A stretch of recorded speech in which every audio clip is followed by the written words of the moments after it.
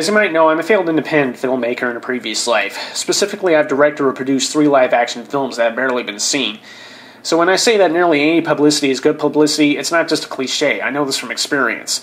Even if someone were to post a negative review of one of my movies, if it led to me getting tens of thousands of fans overnight, I'd feel like I've died and gone to heaven. So would any struggling filmmaker.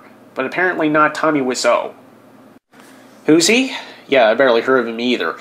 In fact, the only reason I've heard of him at all is because I'm a huge fan of the nostalgia critic, also known as Doug Walker. In July, Walker posted a hilarious review of Wiseau's notoriously horrendous film, The Room. How bad is it?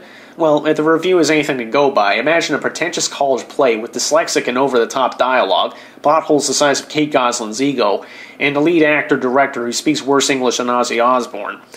However, the movie has a cult following as one of those movies that is unintentionally very funny, though I'd be damned if I can tell whether or not writer-director-star Tommy Wiseau gets that. After all, he seems to think that being a worse actor than Jean-Claude Van Damme makes for good cinema.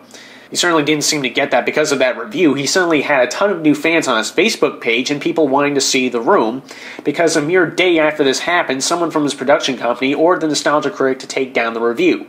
Evidently, Mr. Wiseau or his handlers think that sarcastic internet celebrities are, you guessed it, trying to take over the world.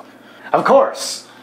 Why did that happen? Well, apparently someone named John, who may or may not be Wiseau himself, got in a righteous snag claiming that by using video clips of The Room in his review, the critic was violating copyright. In case you're wondering, that's pure egotistical bullshit. Using clips of a movie in reviews and parody is totally allowed by law under what's called fair use. If you don't believe me, ask the manager at your local TV station. That's why, for instance, Weird Al is allowed to spoof so many songs, or why internet celebs can poke fun at George Lucas. The point is, by being way more self-absorbed than he has any right to be, this Tommy Wiseau guy has shot himself in the foot big time. Not only is he getting a ton of hate over this, but rumor has it that the Nostalgia Critic's website and affiliates are considering legal action.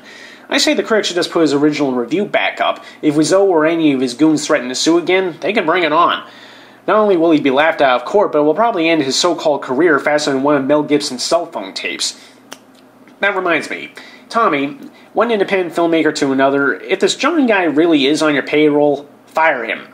Trust me, the last thing a guy in your position needs is some idiot who's going to not only ruin your life, but leave you wide open to legal trouble.